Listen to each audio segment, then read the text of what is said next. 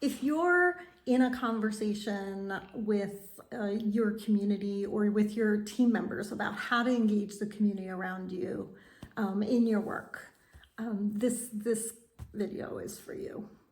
If you're wondering about when's the right time and what's the right way, and you want to be mindful and do it really well, and you don't want to make mistakes, this video is for you.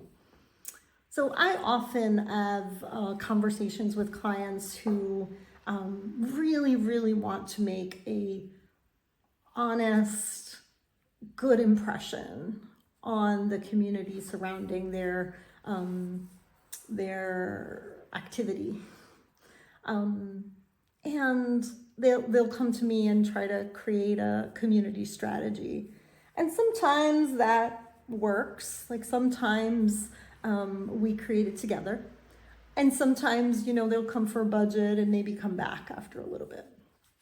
And so I have conversations with a lot of clients about how to engage communities and how to do it responsibly. I used to be one of those people who thought community engagement was always great and always important. Like I used to think that if we were working in community, we need to have community conversations always. I still believe that. I still believe it.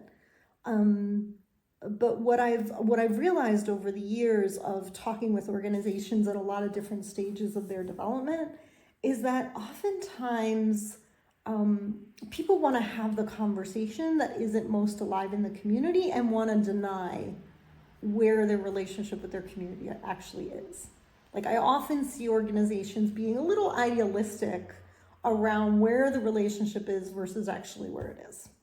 So an example is an organization that I worked with that really wanted to do a community visioning, but the community had just taken action with the city against them to get them evicted. And it was because some harm was caused. And this organization kept thinking they could do a visioning session with community. And my team and I said to them, no, actually, first you need to heal the harm. First, you need to engage in conversations to heal, reconcile, repair, and remediate some of the harm that's been done. And then after that is done, we can start talking about visioning. But you can't really start something new if your relationship isn't in a great place to begin with. Another organization, another client, talked about doing a big launch in the community, but they had been in the community for 2 years. They had purchased a building 2 years prior, and it had supposedly no engagements with the community, like no official events, very few conversations. And when I asked them about where their community was and what their community priorities or needs were, they didn't have any answers because they hadn't really asked the surrounding community lots of questions around what did they need. So these are two examples of organizations where I think where they are and where they want to be are actually different. Oh, and here's a third one. An organization that contacts me for a budget 1 year, telling me they want to create an art project as a community catalyst, and then contacts me 3 years later, and 1 year later, and is surprised that the budget has doubled. And I say to them, well, because in the meantime, you've created a court case. And they're saying, well, why is the budget doubled? I was like, well, because you tried to do it alone, clearly. You went at it for a year, you didn't hire someone else. So for a year, you tried to do it alone. And you are also involved in a court case, which means that 1, you weren't successful in a year, so it's harder than you thought it would be. And 2, there's now a court case, and somebody's pissed off about this court case. I don't know who's pissed off about the court case, but somebody in the community is pissed off. So, and I'm not gonna get into the merit of whether the court case is right or not right, like, it's not important for this particular video, but it's a way of saying, hey, if some people in the community perceive you to have done some harm, that harm has to be repaired, healed, and reconciled before you move on to other things. And what I often see in organizations is that organizations don't have businesses as well, don't have a clear understanding of where their relationship with their community is, and sets goals and objectives without a realistic view and assessment of where their relationship with their community is. And so because of that, there's often a gap between what I propose as a consultant and what people think are needed. And sometimes that results in, us getting hired and just doing some prep work. And sometimes that involves us not getting hired because the perception is so off that they don't see the need for what it is that I see. My team or I see. So in this case, I want to share what I think is the community approach that works best. I did a live this week on LinkedIn with a colleague who I thought did a really, really good job there in terms of launching a community event. So the first thing I would say is that this whole thing of not coming to terms with harm done and approaching the shift of perception in community as if one were just as if one could wipe the reviews online. That service where you just get your reviews, you get someone to we'll wipe your negative reviews online so that you can have a fresh image. People think that can be done easily in community. So that's some bullshit. Communities are designed to remember. You have to really get this. This is really important. Communities are designed to remember. So once harm has been done, the repair is critical because it's not easy. Communities don't forget. They're designed not to forget. They hold the historical memory. They hold the oral memory. They hold all the memory that is not in a history book, and sometimes more. And sometimes also that which is in history books. And because communities hold memory, we can't shift the perception of a community from negative to positive easily. Once the harm is done, or perceived to be done, either way, it doesn't really matter from the community, because if someone perceives harm to be done, then harm's done. Then the relationship is tainted.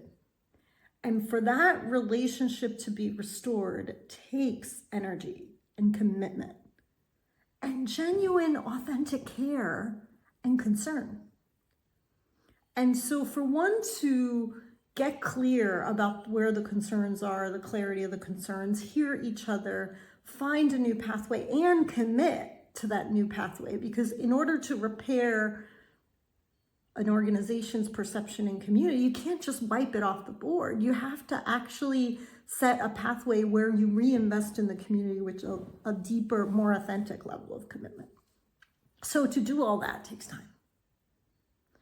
And so here are some things that I recommend organizations that are just starting up in their relationship with their community, where there is no harm done yet, because oftentimes, there's some harm somewhere, no matter where we step. Harm is, I go by a principle of do no harm, and I also know that I've harmed people that I didn't intend to harm. So do no harm is a beautiful guiding symbol. And sometimes, even with the best of intentions, someone may be harmed and repair may need to be done. But in the case of someone just starting up, here are some pieces of advice that I offer. 1, start engaging with community as soon as possible. See yourself as part of the community and start engaging with as many people as possible by asking lots of questions. And by engaging in community, I don't mean your huge, humongous official launch with, balloons and pastries. It can simply be, and the reception, right? It can simply be making sure that a certain number of times a week you actually go shopping in a local supermarket or a local corner shop, so that you can start interacting with the business owners and saying, hey, I'm part of this organization over here. We're new in town. This is our vision. This is what we want to create. And so also start informally.